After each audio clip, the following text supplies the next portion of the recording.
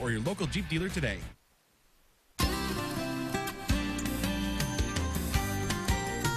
Don't sweat those sweets. It's the holidays, all those goodies staring you in the face this time of year, but maybe you don't have to feel too guilty about indulging a little. Neva Cochran is a dietitian joining us now here. So, Neva, is it really possible to enjoy some of those delicious sweets over the holidays without gaining a ton of weight? Absolutely, Marilyn. You know, as a registered dietitian, my motto is moderation, not deprivation, and especially around the holidays when we have all of these things that we only find one time a year. We have sweet potatoes, we have Christmas cookies, we have pumpkin pie. So you want to be able to enjoy it without overdoing, and, you know, absolutely, you can do that. I just have a few simple tricks and tips that I advise people, and hopefully you use them. You'll, you know, come away not gaining that extra 2 pounds that typically people do. What are some of your favorite tips then? Okay, one of the things that I like to say is choose the best and leave the rest, because during the holidays there are foods that you only find once a year, like the sweet potatoes, the pumpkin pie, the green bean casserole, the Christmas cookies. So, you know, have small portions of those and leave like the mashed potatoes and the brownies and the rice and the things that you can eat any time of the year off your plate.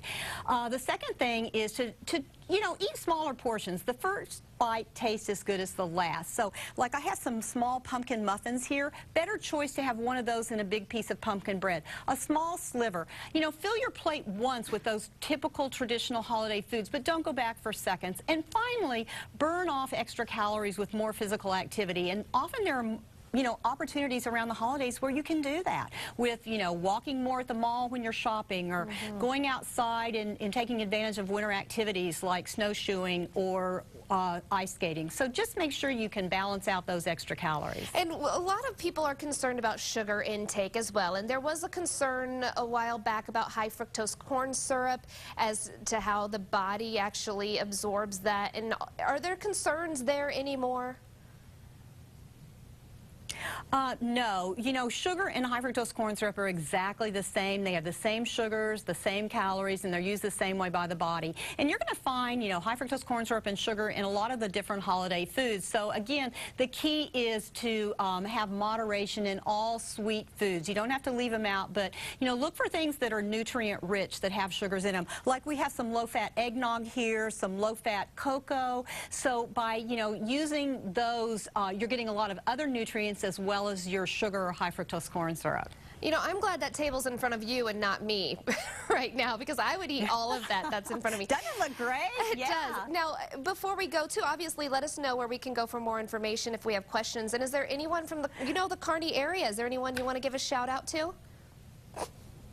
Well, you know, my dietitian friend Amber Pankinen is in Lincoln, Nebraska, and I'm hoping that she's watching. And if you want more information, there's a great website you can go to, and it is called sweetsurprise.com. Thank you so much for joining us. A pleasure, Neva.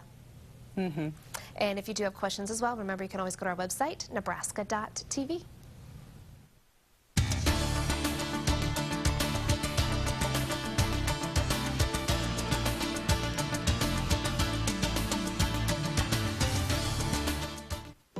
No matter who you are, if you have type 2 diabetes, you know it can be a struggle to keep your A1C down. So imagine, what if there was a new class of medicine that works differently to lower blood sugar?